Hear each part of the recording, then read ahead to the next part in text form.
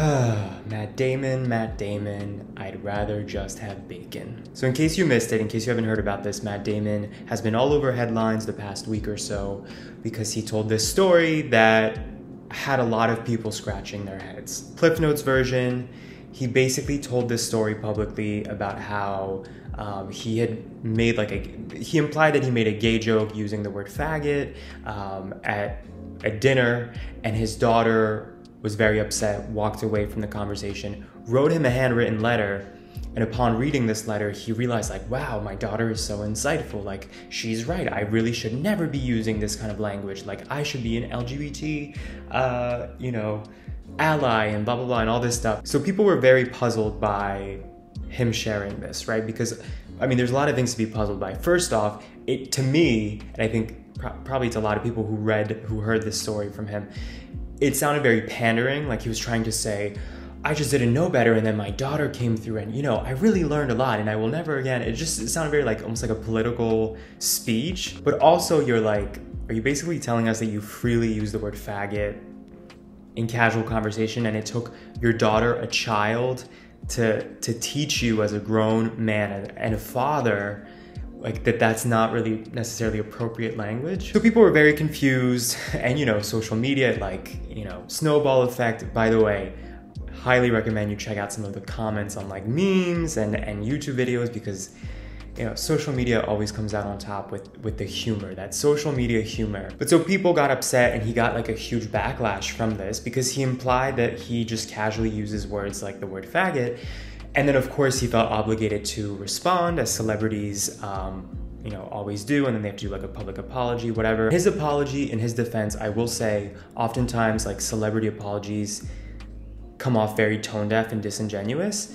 Perfect example, again, just a week or two ago, DaBaby, this rapper, also made homophobic remarks, got huge backlash, also took to social media to give an apology, and it was so just off the mark and defensive, and clearly he had no idea what he was talking about. So I will say, in Matt Damon's defense, I read his apology, and it felt it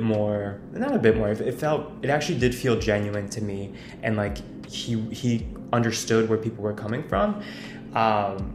Something that stood out to me in his apology is that he said I don't want to be pandering, I don't want to come off I'm one of the good guys, that kind of rhetoric, this is clearly something to learn from. But to clarify, I did not mean that I casually use homophobic language. That's not at all what I'm about. That's not what I meant at all. I got taken out of context, blah, blah, blah, blah, blah, blah.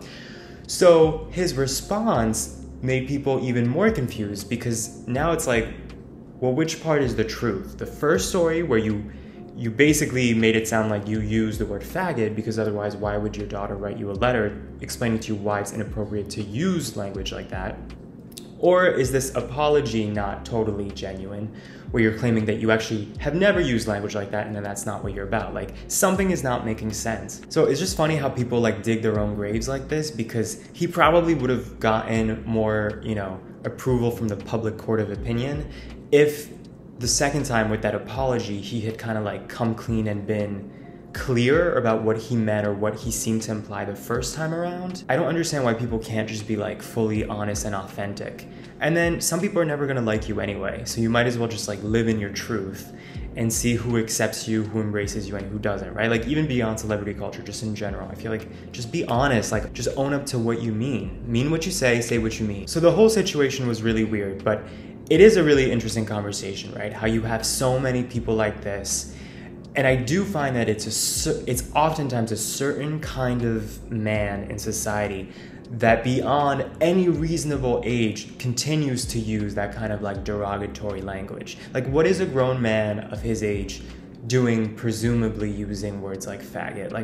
In what context is that normal? I don't understand. Your father figure, and you're presumably using these kinds of words. I don't understand. But the thing is, this isn't abnormal, right?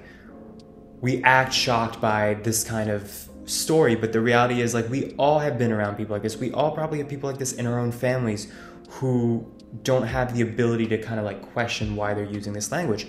Perfect example, total coincidence, the exact same week that I heard about this Matt Damon story, the exact same week, I was in France with family and we were at a dinner table and a family member used the word faggot to refer to someone who is not gay, no ambiguity, nothing to do with their sexuality, but it was just a story about like a family friend or whatever a friend of a friend who is a total deadbeat dad.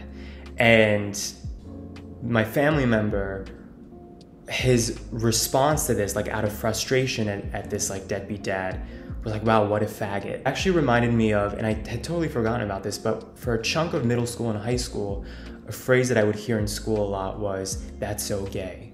Like people would say that about things that had nothing to do with sexuality or anything related to being gay. That became like the insult of what you said, like, oh, Mrs. Jones gave us so much math homework, like that's so gay, like I don't want to do that, like, oh, that fucking math test was so gay. It doesn't even make sense, but it's like people's inability to understand that words have power and that you are saying something that doesn't even make logical sense, but you're just kind of like saying it because it repeats this historical trope of gay is bad. Anything related to being gay is worthy of insult, is synonymous with an insult. So at this dinner table, me and a few other family members were kind of shocked that this was said. And the family member who said it knows that I'm gay, but not everybody at the dinner knows that I'm gay, at least not from me telling them. So the few of us were kind of shocked that this family member said this, especially in my presence. And he immediately caught himself and said, well, you know, not like you, but...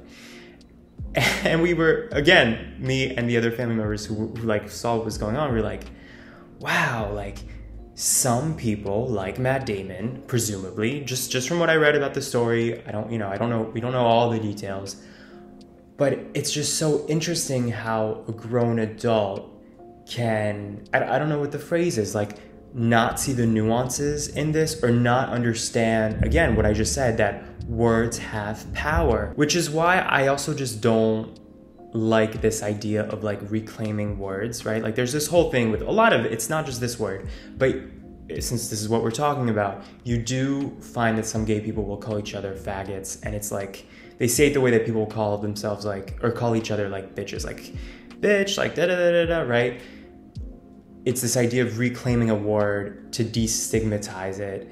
But my whole thing is words have power. So for that word to be a trigger for so many people, especially so many gay men, I don't believe in that idea that you can reclaim it as a word, because what happens is then you give people like Matt Damon, like that family member at my dinner, license to use it and think that they can get away with it. Not understanding the experience of being called that, not understanding the context of that word, the power that it holds and has held for so long, even before we were alive, will still have power after we're alive. I'm curious what you guys think about all this.